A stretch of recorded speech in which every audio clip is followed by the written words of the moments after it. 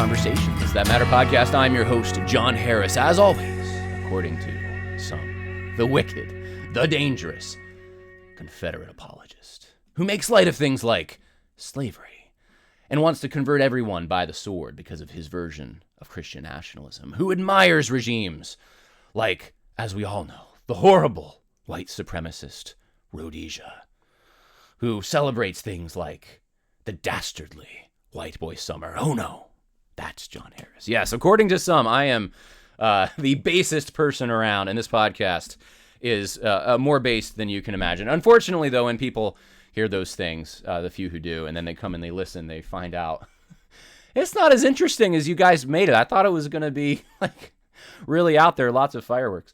But we were disappointed. But anyway, hey, I hope you're all having a good week. It is a good week for me in some ways. In other ways, I've been frustrated. I've been, let's just say, plumbing is not my forte. I spent like 2.5 days on a bathtub. I mean, this should have taken me 2 hours if I was good. 3 hours, okay. It took me like I ran to Lowe's like 3 times, and anyway, I think I finally got it working, but I had leaks everywhere, and I'm like, am I over tightening? What am I doing to cause this? I had to keep getting new hardware. Maybe it's a cheap tub. You know, what is it? But anyway, I'm doing well. The weather's very nice. I went for a nice bike ride yesterday. I try to take a weekly bike ride, like a 4 or 5 hour bike ride, and it was really good weather for it.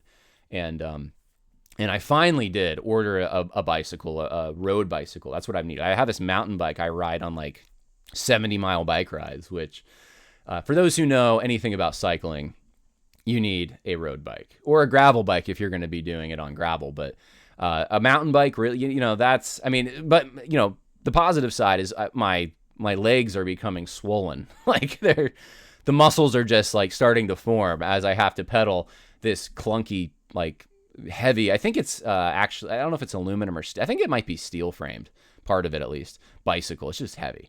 And up these challenging hills. Anyway, good stuff, though. Good stuff. And yeah, I've got a lot to talk about on the podcast today.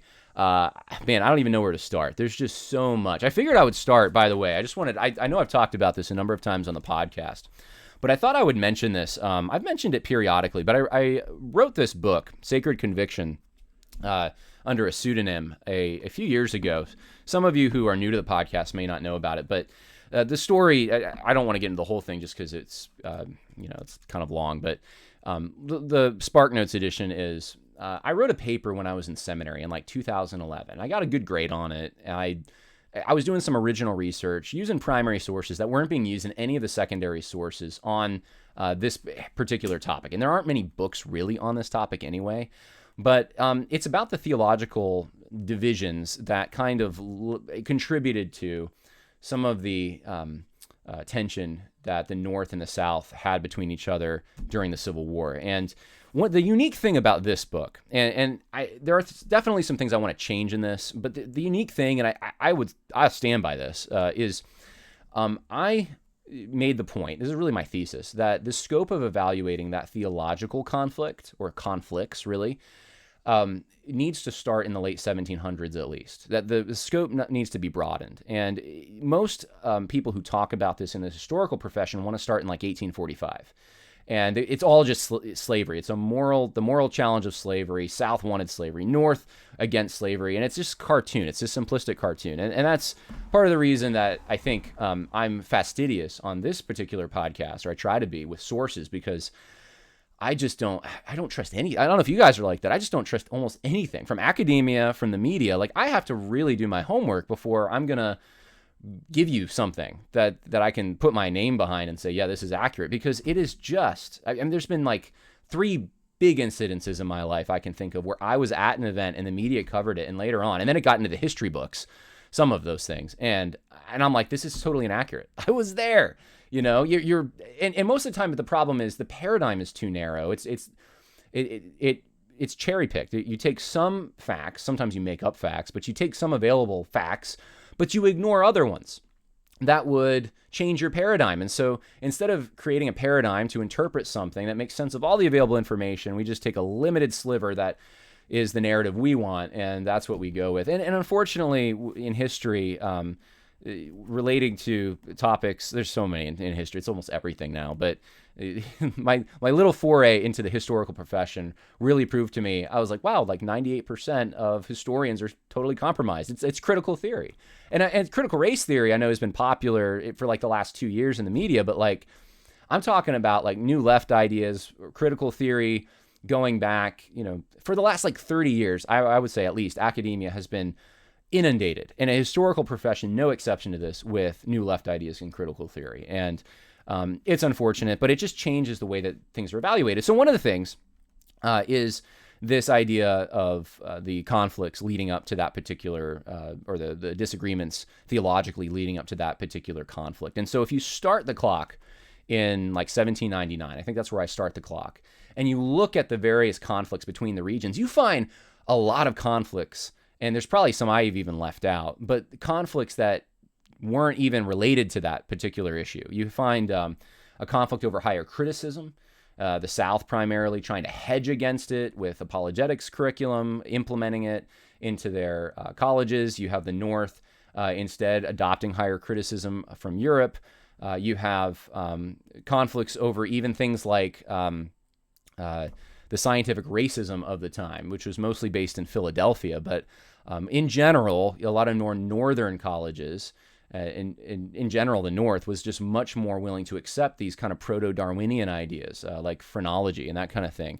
Ideas like the size of your skull and whether or not that actually determined your mental capacity. And it was mostly Southern clergymen who were fighting this stuff. And so, I talk about that. I do talk about the conflict over slavery, but I show that it actually was more of a conflict over biblical authority. Slavery was an occasion for the conflict, but that wasn't actually the primary conflict. And so it's important. One of the things that I said at the beginning was, and I didn't expect to open the whole show this way, so I probably, should find it. But I say in the introduction, one more important matter. This is on page 11. It should be stated at the outset that no aspect of this work can justify, nor is intended to justify, the American slave labor system. Because I'm pro-slavery. Yeah, right. So there you go. The reason, by the way, and I've said this on the podcast before, and my personal social media going back now years, the reason that I did it under a pseudonym was because at the time, this was right when the woke stuff was really getting going in the church. I thought, man, that some of that research that I've done, I've added to some of it over the years. I've never put anything out there in the public sphere, but I feel like this information should get out there because there's all these people running around saying that the Southern Baptist Convention formed simply because they reduce it all down to a desire to keep and hold slaves, and in like a nefarious kind of evil black hat, white hat way. One side in the North, the Boston Mission Board, was just totally against slavery, and then you had Southerners who were totally for slavery and said, well, we're going to keep our slaves because slavery is good, and it wasn't quite like that. And that's one of the things that I have in my research that I like, my jaw was on the floor looking at some of these primary sources, and I'm reading people, and I'm like, wait a minute, most of these people wanted slavery to go away. They just, they were progressive emancipationists or gradual emancipationists. They weren't, defending slavery in the abstract so much as they were just defending what the Bible teaches about it, recognizing, many of them at least, the prominent ones, recognizing so many of the defects, the anti-biblical things that accompany it, but wanting to still hold on to a biblical ethic. And anyway, agree or disagree, obviously we're downstream from this, and we have a completely different labor relationships in this country. Yeah, we're all owned by the government. We're slaves to the central authority in Washington. No. Well, yes, with the IRS agents that have just been hired, I think that might be true. But, looking at men of their times and within the system that was before them, and how they tried to apply biblical principles to it, you get a different story. And so anyway, that's kind of what this is about. And it's been sitting around. There's a couple of things I really want to change in it. And nothing that I can think of that's like major, but I'm a different person. I write differently. I probably emphasize different things. And so I do have a number of unwritten books in my head. I don't know if anyone else has those. And one of them is I do want to do a larger book just in general on the South, the antebellum South, I probably should do one on the North too. But I mean, I've had this idea of doing one on the Dutch reaction to Yankees, right? Like Ichabod Crane being the quintessential Yankee. But I live in an area right now, the Hudson Valley. It was Dutch. And anyway, like it's a historical thing. I'd love to do a study of that. But I'd also like to do something on so many of the misnomers out there in the historical profession about the Civil War, about the Constitution and the founding period. There's like 10 books that I'd like to write, and I just don't have time for it. But anyway, my next 2 books, I'm probably going to do another one on social justice just to kind of wrap things up in a tidy bow. And then I actually have one on World War II that I'd like to write. And it's just fun. It's fun to do research. But anyway, I figured I would let everyone know about that for those who don't know. So many of you probably already do, but there you go. And let's see, what else do we have on the agenda on personal stuff? This is the kind of podcast some people will complain about because they'll say, John, like, get to the meat. And I like meaty podcasts, but every once in a while, and I know others of you like this kind of thing. I like to just be a little more personal and down to earth with you and just kind of tell you, this is where things are at in my life. How's your life going? Put the comments on the YouTube channel or Rumble or Facebook, by the way. I guess I'm on Facebook too. And, let's just have a little more of an informal podcast. And I'm not sure exactly where the whole thing's going, so we will find out. But let's see, where do we want to start? Let's start with this. I have just some announcements that I'd like to make. Oh no, my my Sign Up Genius page has been. Let's see if I can get back into it. Yes, I can. Okay, so I want to talk about the men's retreat. Just remind everyone. Please, consider coming. We got 40 people who have said yes, that they're going to come. There's 11 maybes. Sign up, guys. And I know there's more than that coming. Let's see if I can pull this up so you guys can see what I'm looking at. Should be able to see what I'm looking at. There we go. There's Russell Fuller. Hey, come on out. Please, seriously, come on out. I think it's going to be a good time. And I'm looking forward to it. And it's old school. Like, you send in a check. I've never done this before, so I figured keep it simple. Send your check in if you want to support the conference, or you just want to come and you get your payment in and confirm your registration. The way that's going to happen is you just send a check to the address, and the address is right there to Grace Bible Church. And, make the check obviously out to Grace Bible Church. Just itemize it's for the men's retreat. Put your name there. And we have a running list, and we're looking forward to you coming out. It's going to be a great time. And I'm still thinking of special things we can do. I think we'll do some panel discussions maybe. I know 80 Robles is going to be there, so maybe I'll utilize that. I know some other pastors are coming. I think Edwin Ramirez is telling me he's going to come. He's got a podcast too you can check out on YouTube. So I guess I'll be the odd one out. I will be the odd one out if we do a panel with a podcasting panel, because not only will I be, everyone's like, because you're the only white guy. No, not because I'm the only white guy, because I'm not a post-millennialist. And so I'm going to be outnumbered by Edwin Ramirez and 80 Robles if we do that. Maybe I'll make the special topic post-millennial. No, I don't get into eschatology that much, even though I don't think it's not important. I think it is. I think there's other things in the triage. There's just other things that I think are important to study. And I just never have been as interested, but it is important. So maybe we'll do something. I don't know. But, I'm trying to think, is Edwin Presbyterian? I think he is more Presbyterian. So I will be outnumbered on that too. I'll be the only Credo Baptist if we do a panel. See, I haven't talked to them about this. I need to talk to them, but it's going to be fun. You're going to want to come. You really are. And just be part of this. I'm already talking to someone about filming it. So people have asked me, hey, are the lectures going to be available? I want to say yes and no. So don't think that you're like, oh, I can just get the lectures. It's not going to be like that. Some of the stuff's not going to be filmed. I'm going to make sure of that because I want you to come. But you really come not just for the lecture. You come to be with other brothers and sisters in Christ who have a lot in common with you.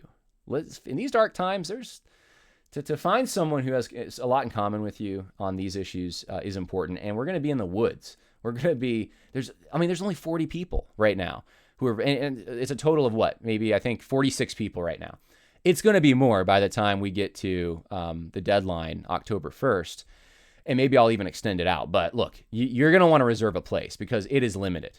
And I'm shooting for probably 75 people at least. And so anyway, you're going to want to come. That's one announcement. Second announcement, I just want to let you know about Bradford Christian College. Bradford Christian College. If I can pull it up here, you can check this out. This may be a good option for you. Some people take different roads when it comes to college. And for some, you want to go to a brick and mortar school. You want that quote unquote college experience. And there are some Christian colleges where you can have that experience, but there are different learning styles. And I know for many homeschoolers especially, I was like this. It is really important to be in the home learning in your late teenage years, mid to late teenage years, where you're ready for college, but still not quite ready maybe to go away from home and be in that environment. And so Bradford Christian College is just one of the places you can go that provides that online learning, but it's not just like like a bigger school that offers online learning where you take some tests, you have some proctors, but you never really form a relationship. This is much different. This is what I like about it, and why really this is the root reason why I'm actually willing to advertise this to you, because I don't want to advertise anything that I don't think is helpful. And I think for some this might be helpful. Bradford Christian College is accredited. So you have that, and they have degrees in a BA in theological studies and a BA in Christian education. So it is uniquely Christian, but there's mentorship. And you're meeting on like a weekly or bi-weekly basis with your mentor. So it's not an approach that's just kind of abstract academic without any application or relationships. You're actually getting this sort of hybrid where you actually have someone you're forming a relationship with, you're meeting goals, you have a bit of a life coach kind of thing, but you're also doing college. And so I think it's between these worlds of a brick and mortar school and an online, you have Bradford. And so I would just check it out. It might be an option for you if you're looking into where to send your children. And you're thinking, well, they're not maybe quite ready for that brick and mortar. This might be a good option. So you can go to the website, bradfordchristiancollege.com, and check it out. And there's more information there, and check it out. So wanted to let you know about that as well. Now let's get into some news stories. Can we do that? Big one that people have been messaging me about is the Southern Baptist Convention, the U.S. investigating Southern Baptist Convention over clergy sexual abuse. That's right. The United States, who could have predicted? Who could have thought? Who might have warned? I don't know. Rod Martin, maybe. Maybe some people from CBN. Hey, if you waive this attorney-client privilege thing, hey, if we go down this guidepost solutions path, we might be opening ourselves up to some lawsuits here. And lo and behold, oh, that's not a lawsuit. That's the federal government investigating us. And I read from The Guardian. Now, this is The Guardian, so take it with a grain of salt. Leaders of the Southern Baptist Convention said on Friday that several of the denomination's major entities were under investigation by the Department of Justice in the wake of multiple problems related to clergy sexual abuse. Now, Megan Basham made the point in her article for the Daily Wire that, look, this is not, for a group of people this big, they don't have unique sexual abuse problems. But the narrative has been crafted, and now you have the Department of Justice taking advantage of it. Congratulations. The SBC's executive committee has received a subpoena, but no individuals have been subpoenaed at this point. This is an ongoing investigation. I mean, there's really not much more to say other than what's been said. They're just reactions to it. So Mark Devine, who I'm hoping to book actually for next week on the podcast, put out an op-ed. And I just want to give to you a little bit of what he said here. He said that tyranny, not justice, social or otherwise, accounts for the behavior of the Department of Justice. To educated eyes, parents who push back CRT and transgenderism down the throats of their children are not domestic terrorists. Supposed crimes committed by the former president do not account for the raid on the Florida home, and no supposed crisis of sexual abuse in the SBC prompted Attorney General Merrick Garland to investigate the institutions of the largest Protestant denomination in America. Southern Baptist voting patterns did. Oh, man. This is just, and look, they're not investigating the Catholic Church. They're not investigating, have they ever?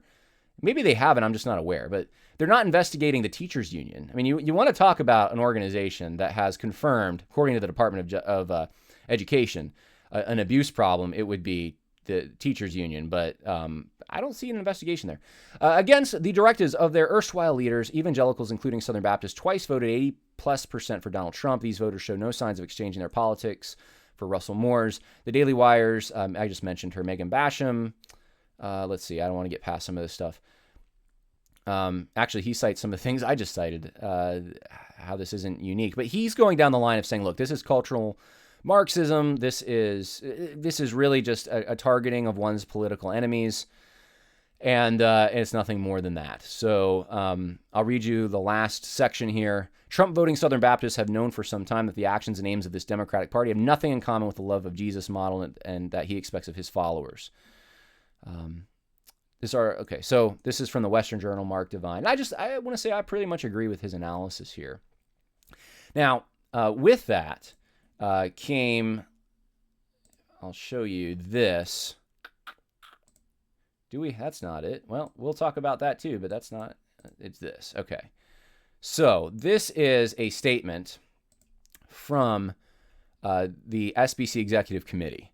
And you have Adam Greenway and Danny Aiken and just everyone, Bart Barber, Al Mohler's on here. They're all, Kevin Ezel, they're saying, yeah, we're on board.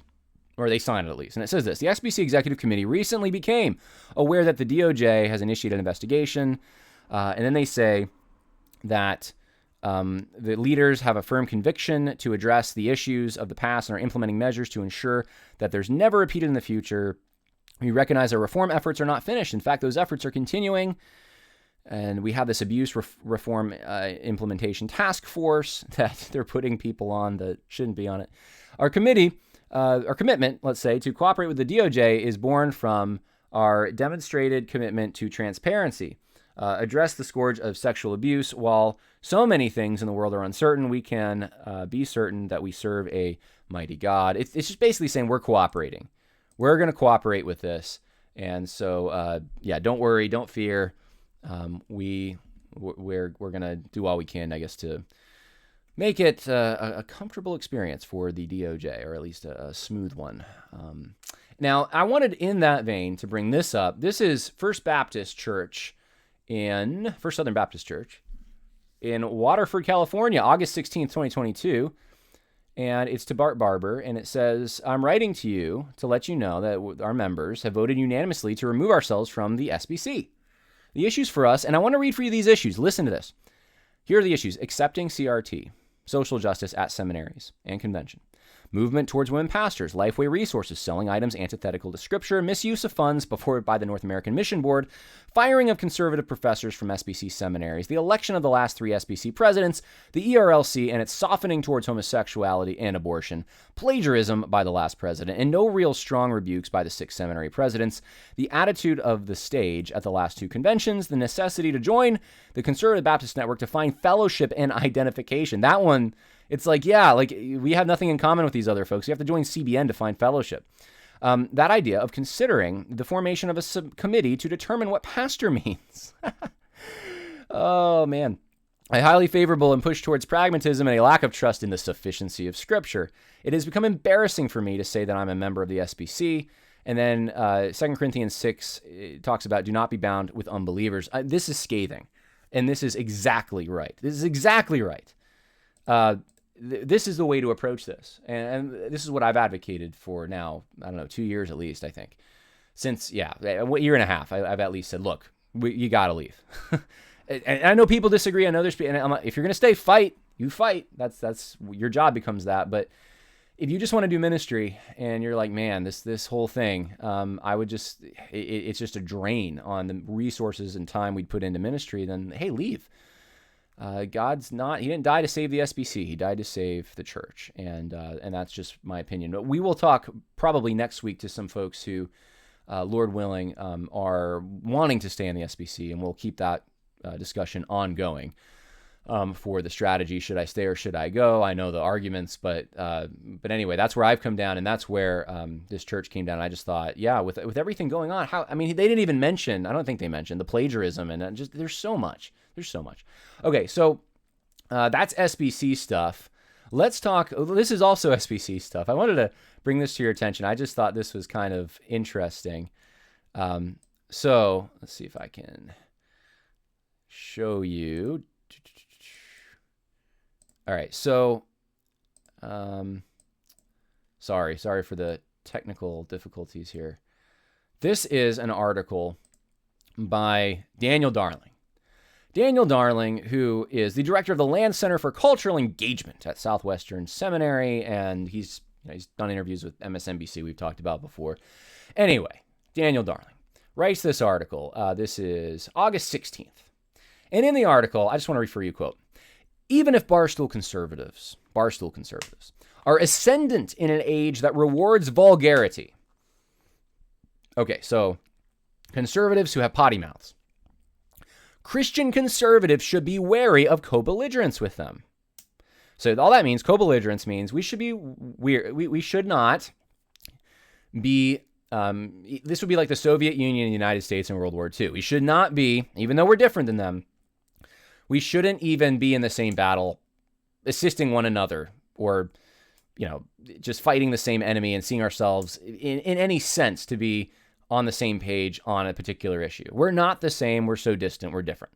True conservatism at its heart seeks to conserve the good, which is not limited to, but must include the dignity of the unborn and the goodness of the nuclear family.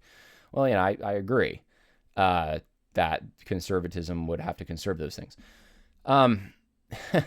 So okay, agree or disagree, that's his stand.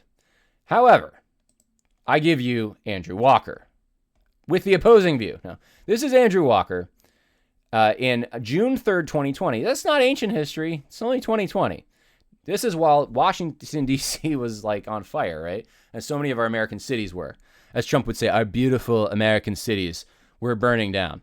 And this is what Andrew Walker had to say. Christians need to be careful not to make the same mistake as they engage with efforts to root out race-based injustice. It's possible to condemn looting and rioting and highlight the value of peaceful protest at the same time. You don't want to de-escalate things in order to go back to normal life. You still want that protest and you want change. So guess what he's saying? Hey, we're co-belligerents. That's what he's saying. Hey, those peaceful the BLM protesters who aren't burning stuff down. Look, hey, simmer down with the burning stuff. Don't do that. Don't do the rioting and looting. We can condemn that. But look, the protests, we gotta be behind that. We gotta be, and of course, who is behind that, right? Who is BLM? What was the whole narrative? That the police, the history of the country, everything was just systemically racist and beyond redemption. It needs to burn it down, completely revolutionize it.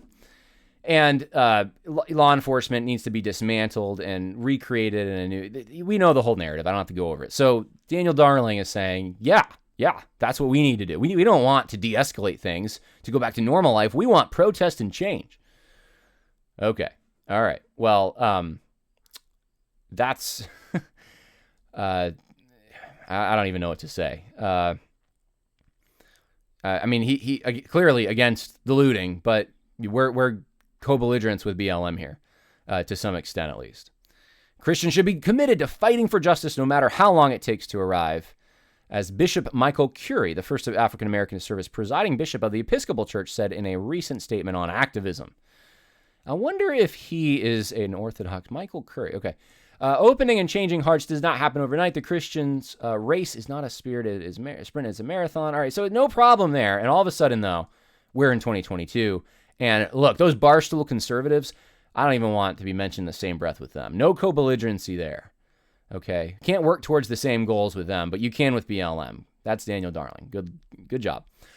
All right. And that's one of the most influential Southern Baptist ethicists. Can I say the word ethics? Ethicist. There we go. Ethicist. Now, other news stories that caught my eye. Here's one.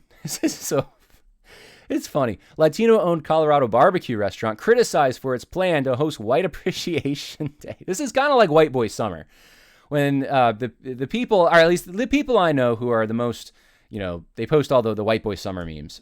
It's very simple to me what they're doing. They are, some people I think misunderstand this. They say, well, it's a bad music video by Chet Hanks. Well, actually, no, because I remember the White Boy Summer stuff. It preceded that, the video. Now, Chet Hanks did say it's going to be a White Boy Summer, and after he said it, it was like the internet went crazy and people started taking it and running with it, but long before there was a video. But anyway, I digress. That's just one of the misunderstandings out there. Really what it is, I think, at least with the people I know, I don't want to talk about people I don't, but the people I know, is they're just tired of all these holidays and observances and all the things that are focused on Now, minorities or sexual deviancies, or you have the Pride Month, you have Black History Month, you have Juneteenth, now we've had for decades MLK Day, which kind of combined Lincoln and Washington's birthday now into President's Day. So, you put one on the calendar, you had to take one out. You have, and there's all the other things, by the way, that aren't like from the federal government, but you just have them celebrated in the elite circles, especially in academia and in corporate America. So you have your Hispanic Heritage Month stuff, you have your Indigenous Peoples Day, the list just goes on, and these are all fairly innovative and new. And I think what the White Boy Summer thing is, it's kind of a reaction to that. When people say, like, look, let's have something where we can just, we know we're all sinners. We know that Europeans have their problems just like other people have their problems, etc. But what we're trying to say is, look, there's some positive things about Western civilization, European civilization. And White Boy Summer is this kind of like attempt to say, hey, the things that white people enjoy, those kinds of sports that a lot of white people like to do, water sports, hiking, I don't know. I'm thinking of the memes that I've seen. Let's just say that there's some positive things to being white, or positive things that Western civilization and white people have given to the world. And some of the people I know who celebrate this the most are not even fully white.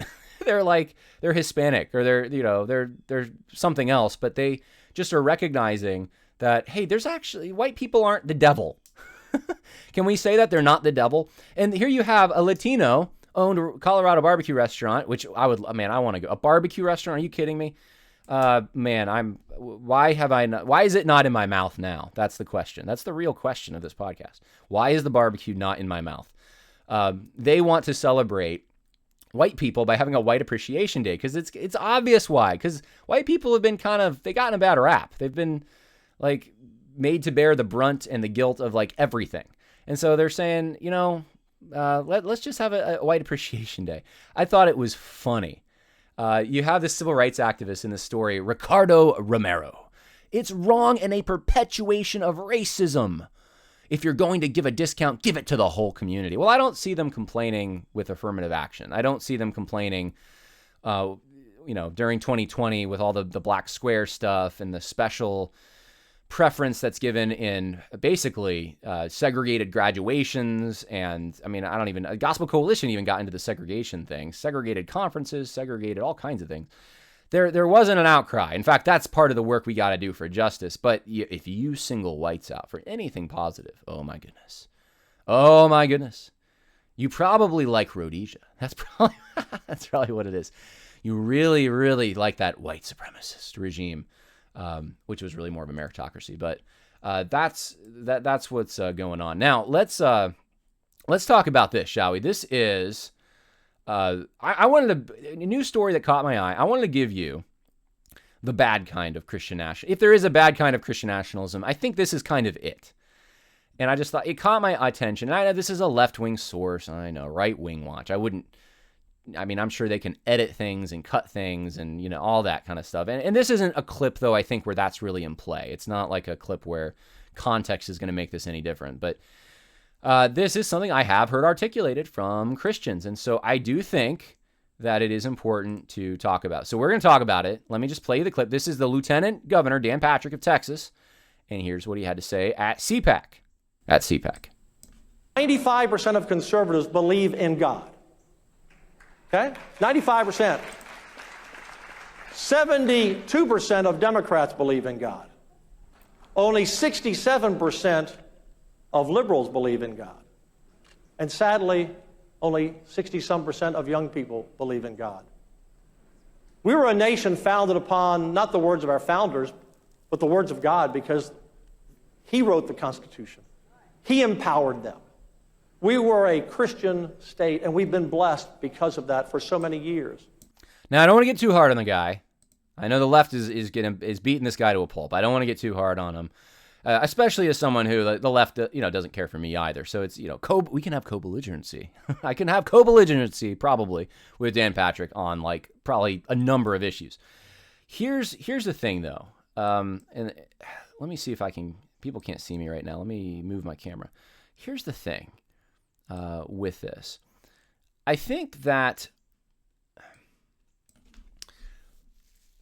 I think we get into trouble. I think conservatives get into trouble when they start going down this path. I don't even know what word to use. Hyper-American exceptionalism, hyper-Christian nationalism. I don't even know. I don't know what to say. But where they attribute to the United States this divinely inspired founding, and it's actually similar to kind of, I think, what Mormonism teaches on the United States and its eschatological significance. See, eschatology is important, but it's not true. It's not true. Now, you could say, here's what you could say, and maybe it was just poorly phrased. You could say Christian principles inspired the founding of this country. Christian men and who applied their beliefs were very much involved with, influential upon the founding of this country, or the assumptions that we've always accepted in our civilization are in line with or based upon Christian principles. I think that's the way you would probably want to say it. And I just wanted to just say, for FYI, for everyone out there, just be careful of language like this where you start saying things like, God wrote the Constitution. God wrote the Constitution. We have to somehow keep this separate, where, yes, people who follow principles and proverbs are going to be more successful, and we can look at the United States and say, yep, lots of sin, we're humans, but there was a basic recognition of some biblical wisdom, and it has led to some prosperity. I think we can say that. I don't think there's any problem there. I think, though, once we start saying that there's a special, or insinuating a special covenantal relationship, that we're such a shining city on a hill, that God, there's a covenant that we have with God wherein we're just like Israel. And if we disobey, judgment, if we obey, those things I think in general can be true. Blessed is the nation whose God is the Lord. Okay, there's a general principle, but we don't have a special relationship necessarily. We're not Israel in that sense. We're not God's chosen people because we're Americans, okay? And I hear a lot of leftists talk about it, like that's what Christian nationalism is. You conflate the ecclesiastical with the civil, and you think that Americans are like the unique, more, better than everyone else because they're more Christian, and God's, bless them more because he's got a special relationship with it. And it's like, and I hear that, I'm like, yeah, not most people don't believe that. No, come on. We just believe that Christian principles and ideas and laws were instrumental in the founding of the country, and we think they should be instrumental, and they should be determinative in some things of our identity. Certainly, that we're a Christian country in that sense. Not that everyone's a Christian, but we have a basic Christian identity. Sure, God didn't write the Constitution, guys, and it's not on par with Scripture, and we cannot treat it that way because the Constitution is a document written by man that has problems. It's not a perfect document. It's a great document. It's not a perfect document. And in fact, that's why there's an amendment process and why there has been amendments, and there probably should be some more amendments. And also, because it's a written constitution and because of all the things that have happened with positive law and postmodernism, it's become now almost not worth the paper it's written on. And so it's not going to be a safeguard from everything. It's not this divinely inspired catch-all or gate that is going to keep all the evil out or something. So anyway, there's so much more I could say, and I've already waxed long about it. But hey, just be careful of that. Just an FYI of saying stuff like that. I don't know exactly where this is coming. Leftists were saying it's David Barton. It might be. I don't know. I don't know exactly where that's coming from. Okay, another story here that I caught my attention. Wyoming is the first state to terminate its relationship with Panorama Education, founded by U.S. Attorney Merrick Garland's son-in-law. And this is written by Adam Andrzejewski, if I said that right. Looks like the Cowboys are going in a new direction. Wyoming State Superintendent of Public Education just announced that state education is terminating its relationship with Panorama Education. Per Superintendent of Public Instruction Brian Schroeder, the Wyoming Department of Education will not be renewing the current contract with Panorama Education. After weeks of consideration, the superintendent has determined that this action is the best. Panorama is co-founded by Xan Tanner, the son-in-law of U.S. Attorney Merrick Garland. Panorama received national attention last fall after Garland's, okay,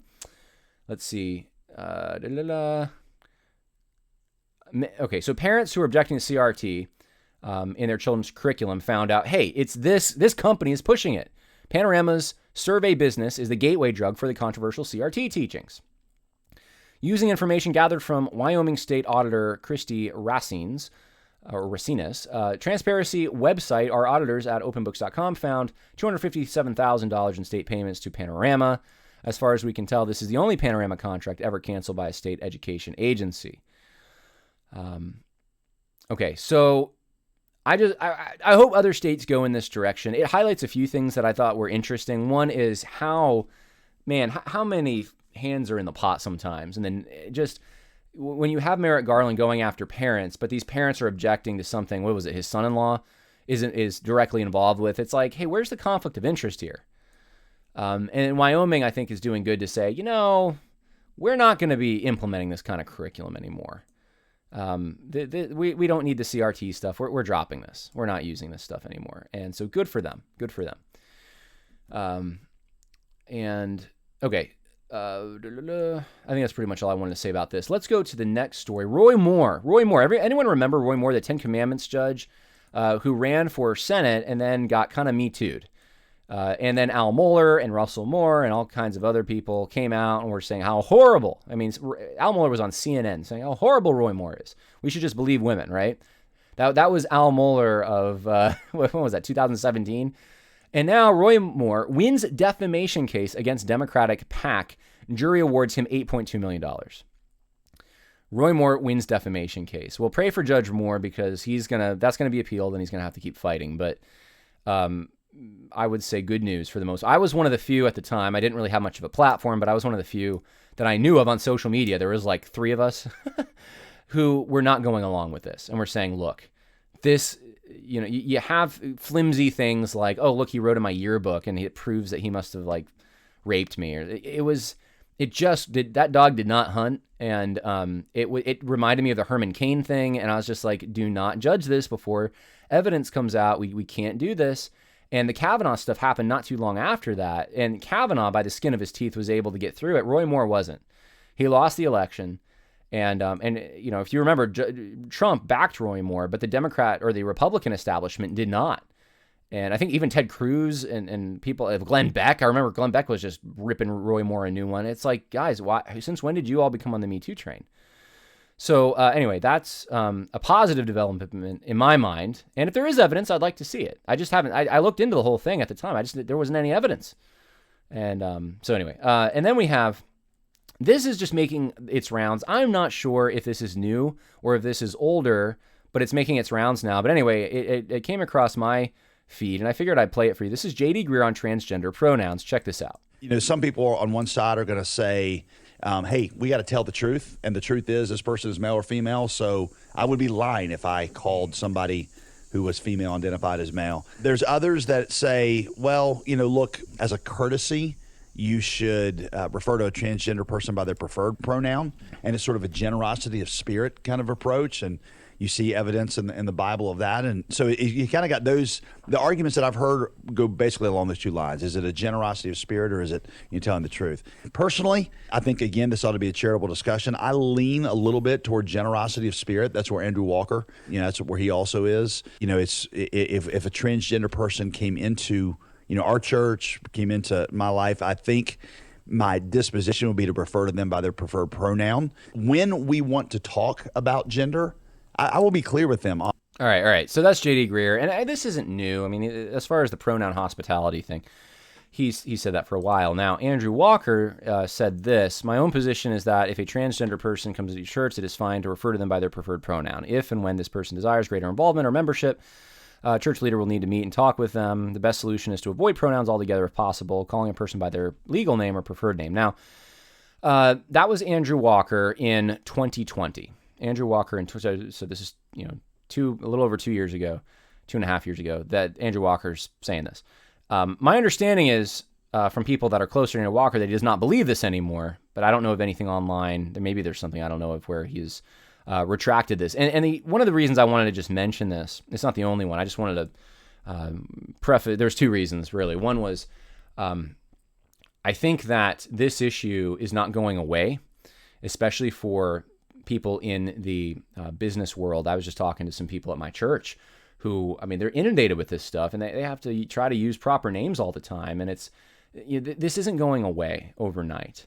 So that's one thing, and I'm talking to it's coming up. I'm talking to a podcast with Rosaria Butterfield, and Rosaria has basically gone the opposite direction on this and said, "Wait, that was a mistake." And what I'm hoping is that other Christian leaders, I'm hoping people like Andrew Walker do the same thing. I'm really hoping that he can come out there publicly and say, "I know this was out there. In fact, it's being used by people to justify this. I don't agree with this anymore because guess what? It's a lie. It's a lie to do that, and I don't want to participate in a lie." And that's what I'm hoping. Rosaria has been humble enough to do that, and I hope other people are willing to do that as well. Okay, there's just been, I guess, I'll just add to it. There's just been so many that I can think of that have, like Al Mohler does this, where he just switches positions on something, never makes out like nothing ever happened. And it's like, when people are using your stuff, your content, where you've advocated something you disagree with now, I do think, at least if you remember that you once advocated something different, and there's no way with some of these big ticket items, Al Mohler doesn't remember saying things like apologizing for his belief in like same-sex or homosexual orientation and that kind of thing. There's no way he doesn't remember that. Come on. But I think you just have a responsibility to let people know, because it's error, and we all grow and we all commit errors, and we hopefully grow from them and we learn. All right, so I wanted to let you know about that. Probably the last item, just for the sake of time. There's other things I want to talk about, but for the sake of time, there's a book coming out called Biblical Critical Theory: How the Bible's Unfolding Story Makes Sense of Modern Life and Culture, by Christopher Walken, and foreword is by Tim Keller. And it's $40 for the audiobook. $40 for the audiobook. I'm probably going to have to listen to this thing when it comes out November 8th. I don't want to, but I probably will. Biblical Critical Theory. There's an article about it, which I was going to go over. I don't think I have time. We'll save it. By Christopher Walken, which probably basically shows what he's going to argue in his book. But anyway, it doesn't look good. And I think that's where we're going to leave it for today. So that's all for the Conversations That Matter podcast. I feel like I'm missing something. I don't think I am. I think that's it. We're going to talk about some other things, including... Oh, I am missing... I know what I'm missing. Okay. All right, we're not done yet. Show's not over. I did want to... Something that I haven't pulled up that now I'm going to see if I can pull up. I did want to talk about two things. One was just, I don't do this all the time. And in fact, I don't know if I've ever done this. I want to do this for this particular church. I have my reasons for it. But you can go to discerningchristians.com. And by the way, if you have a good church, please go there, create an account, and put your church there. We need it. We need that network of churches. But here's the thing. A lot of churches are still having a hard time finding a pastor who's not compromised. And so there was someone I was talking to recently who I've met in person who's lives outside of Chicago, and I'll put the info in the info section once I find it, who just wanted to, they're trying to find a pastor, and they're fatigued about it. And I just want to say, look, if you're a pastoral candidate, I think it's, if I'm not mistaken, I think it's more of a Baptistic kind of non-denominational church. If you don't mind living outside of Chicago in the suburbs and you want a church, I would say apply. And I'm just going to give you the info in the info section so you can apply. And if you're a pastoral candidate. So I just want to help them out on that. Maybe I'll do more of that kind of stuff in the future just to kind of help network people, but want to let you know that. And then the last thing, last but not least, I forgot to mention this. I wanted to follow up just because there were a few people who were sensitive to or disagreeing with some things I said last week on the podcast about rightly ordered affections. And I talked about a Doug Wilson article. And in hindsight, I probably should have taken more time and done... Doug Wilson wrote an initial article where he's essentially arguing against identity politics by showing that Christianity is really the only... It's the significant identity. The other stuff is just, it doesn't compare. And he also is trying to make a point that Christians need to be charitable to one another and have more love for each other because they'll know we were Christians by our love, and that's part of, I think, why he. But there, it's the way Doug Wilson writes sometimes is a little difficult. It's very Chestertonian. It's kind of, there's a lot of rabbit trails and things like that, and so I think I, for the most part, understood what he was saying, but I talked about his clarification article. I didn't talk about the original article. So that was the original article. And that's where he said that he has more in common with a Nigerian woman than an American conservative who's not a Christian, just because a Nigerian Christian would share Christ with him, and therefore they would have more in common. But he said that the lines are always vertical, and so that the way to I guess the glue that holds us together is much more stronger.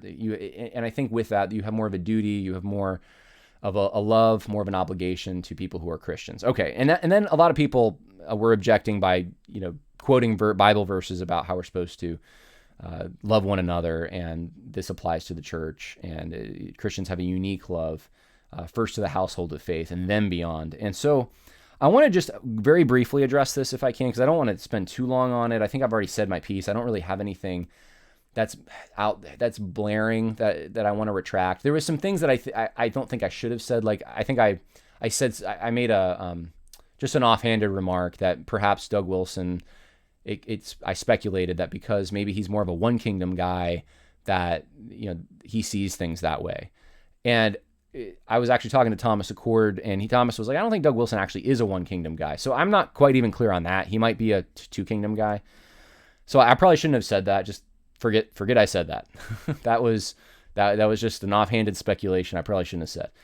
But other than that, I don't know that I have much to really retract. I think I stand by what I said. And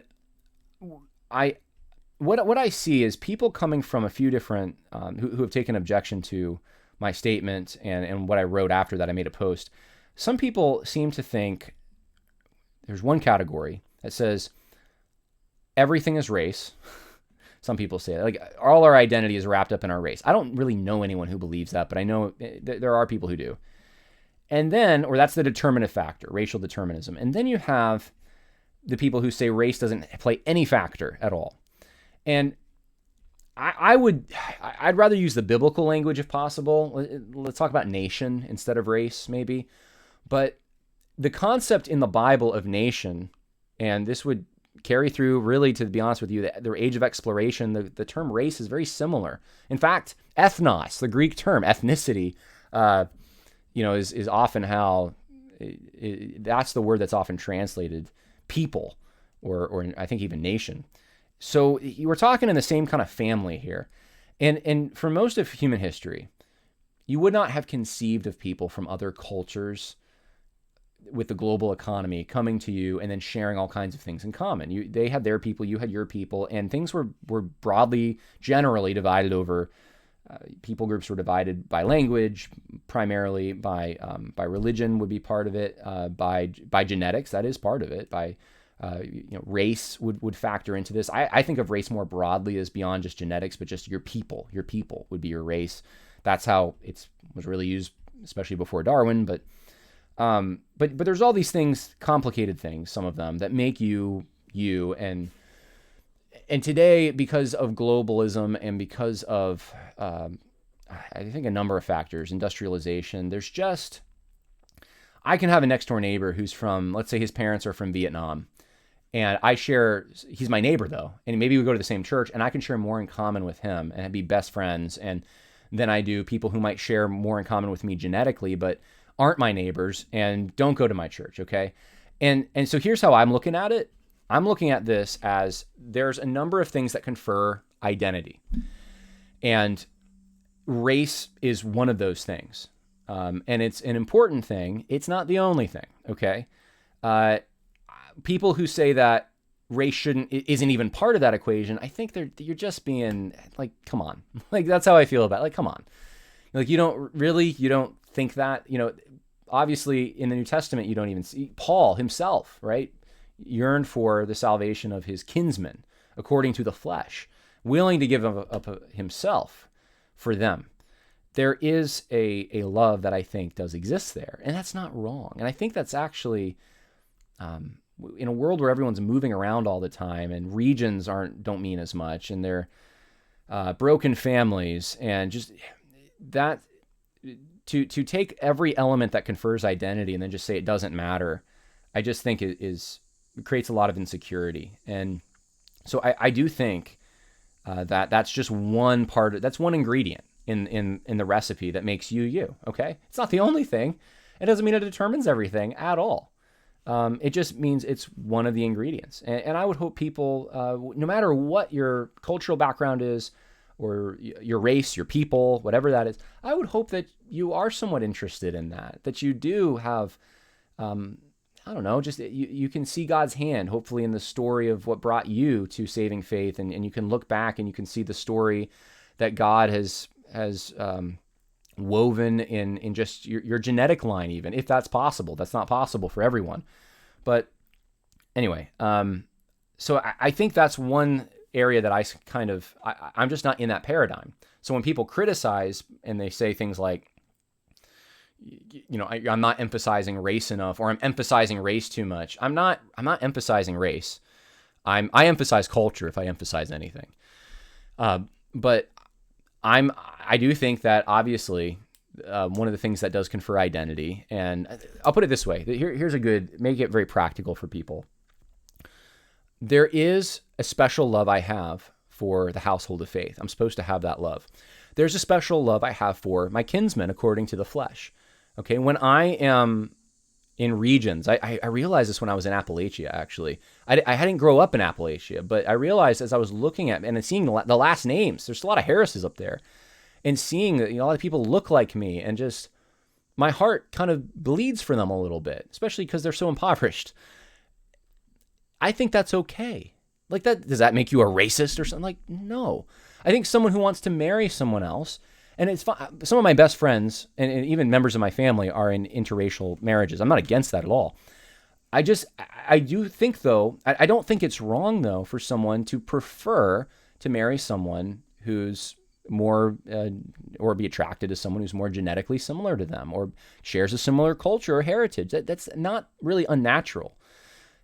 So the thing is, I put that as one of the ingredients. I don't think that's the whole enchilada. And people who want to say that there's nothing significant about it, I just think I don't know that it's in touch with reality. And so that's one of the objections I got. And the other, well, I already mentioned the other objection, that, you should love other Christians more. And the answer to that is yes, but that's also an element of proximity. And that's my whole point. If there's any point that I made in all of this, it's that there's the temporal world, there's the eternal realm, two kingdoms. And yes, I share much more in common with a Nigerian who I've never met, who I don't share a culture with, who I don't share a language with. But if they're a Christian, I share much more in common with them in the eternal realm. And if they're in proximity to me and I'm able to do something to help them, which we have on this podcast, absolutely, we're going to help them.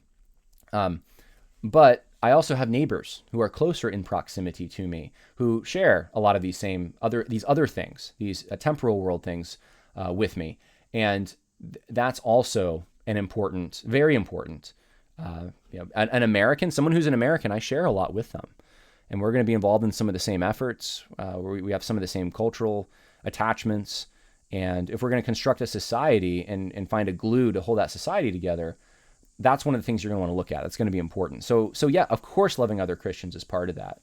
But, if you wanted to have fun with this, you could pit obligations to your family. If you don't provide for your family, you're worse than an unbeliever. And then obligations to the church. What about the starving people in your church? Who do you feed?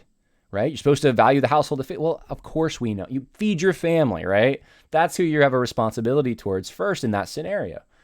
So it's going to take a little bit of thinking and just application of some obvious truths and some things in Scripture, I think. But the point is that it's proximity.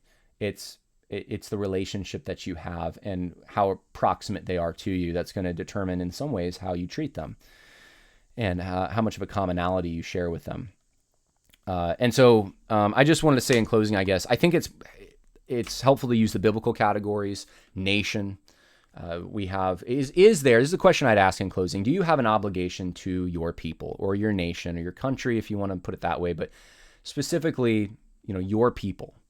And what is that, John? I don't know. Yeah, in a fractured society like in 2022 in the West, yeah, it is getting harder to figure that out. But and people hear that sometimes and think I'm talking about race or something. I'm not. I'm saying that it's much more complicated than that. It's the people that you live in proximity to. And there's different things that confer that. So race could be one, but your culture, your language. I think that though your faith does play into this, into proximity. But if it's nation, a biblical category, which we got to figure out what that means, nation or ethnos, do you have an obligation at all to them? Is there any kind of attachment you have at all? That's a question I'll leave open-ended. I think it'd be good to struggle through that and figure that out. And ask yourself, if you don't know who your people are, ask yourself and come to a conclusion on it, on what that is. Maybe there's multiple answers to that, but I think at least we should be free to ask the question without immediately being smeared as racist or something. That's ridiculous. It's a purposeful misunderstanding.